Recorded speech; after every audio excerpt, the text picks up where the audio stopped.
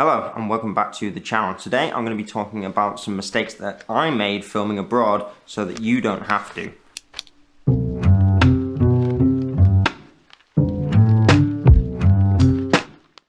As filmmakers filming abroad, it can be a little bit daunting. Most of the times all we have to do is travel in maybe across to a different location in the country, especially in the UK. We haven't got too far to go. But in early summer of 2019, I was given an opportunity to go film over in Italy. Now, this was a major breakthrough for me because I'd never done any filming overseas before, but at the same time it was also very, very daunting. And having never filmed abroad, it can always bring up some new challenges. For instance, all the kit that we normally take, we take for granted of how easy it is to travel. Even if we're traveling on a train, we haven't got to go things like baggage check-in and get everything scanned. And then there's a possibility that something could go wrong and your case could be in a different country completely when you arrive at the airport. So let me take you through some of the tips in no particular order whatsoever. The first thing I would say is make sure that the work is genuine. This can be a bit obvious to some people, Of course I'm going to make sure my work is genuine. Obviously going over to a different country, we're going to double check, triple check, even quadruple check anything that we think might be a little bit, not quite right. Maybe you've had a dodgy email. Maybe it's from the prince of, some foreign country that said, I want you to come shoot a music video. All I would suggest for you to do is go and do your research. Make sure that the people that are hiring you are genuine. Make sure that they put down a cost to at least cover your flights, for if in the case that it happens that you do get over there and it turns out there is no work for you here, you've had yourself covered for just the flights and you haven't really wasted any money, and you've actually managed to travel out to the country, which, even though it might be a wasted opportunity, could be worse. You're in a probably nice sunny country. The second thing, inventory and equipment.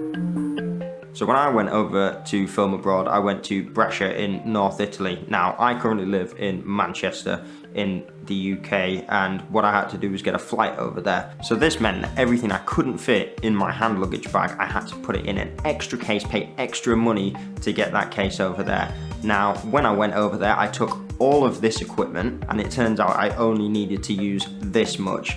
Now, obviously when you first go over, what you should do is make sure that you take probably too much kit. You don't want to have to travel over to your shooting location, take a few shots, and then realize, oh, I could really use this lens, or I should maybe use this gimbal.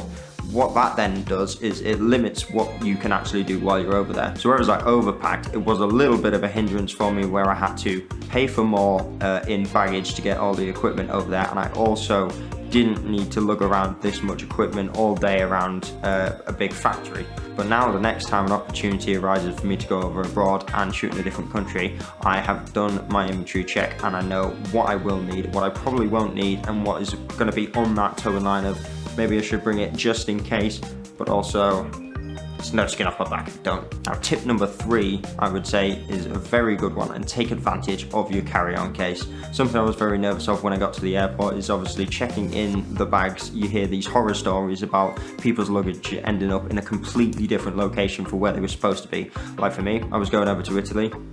Maybe my carry case would have ended up in Saudi Arabia or some country that basically wasn't North Italy. So what I did is, I think it was a pretty smart idea in the end, was I made sure that I had essential necessary kit and used it in my carry-on case. I don't know what it's like for most airports, but for Manchester Airport, your carry-on case, it just has to fit a certain diameter. The weight isn't really too much of an issue, as long as it fits in with the airline guidelines for the size, to go in the overhead compartment, because you don't want people to be hogging on the spaces. So what I did is I made sure that in my carry case I had my main camera, my B camera, and a set of radio mics, as well as 2 lenses. This meant that, worst come to worst, when I do get over there and it turns out my bags have gone to a completely different country, it's not the worst thing in the world, and while we're there we can still deliver some work for the client. Because the worst thing that you could do is turn up there, say, I haven't got the equipment, what do you want me to do? Throw your hands up in the air and say, it's not my fault. At the end of the day, you're the one who's responsible for getting your kit over there and making sure that you deliver the product. They've hired you because they think you're the most competent person to do the job. Maybe you turn up to the location and say, wait, maybe this guy isn't the most competent and we should have gone and got a completely different guy to do this job. It makes it look bad for you and it's bad for the reputation the rest of the times you want to go out and get work, because that could be one of your main references. And the final tip I will give you is make sure you overshoot so you don't underdeliver. The worst thing that you could probably do now you've gone over here is not get enough footage to complete the client's video.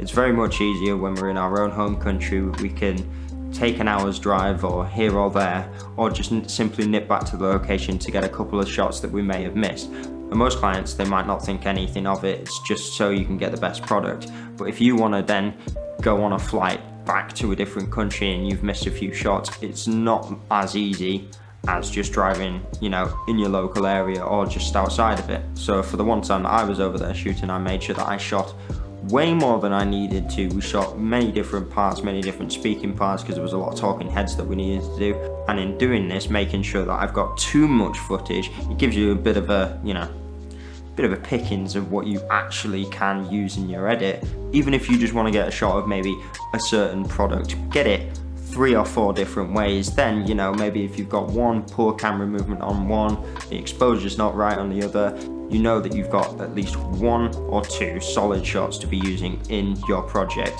And when you get over there, you don't have to do the embarrassing phone call or the email to say, look, actually, we can't, you know, deliver the video exactly how you wanted because we're missing these shots. It's going to be much easier and much more financially sound for you to just overshoot while you're there, spend a few more hours on the day and pull an extra long shift, because then when you get back here and you'll be able to get a great reaction from the customer because you know you can deliver a great video.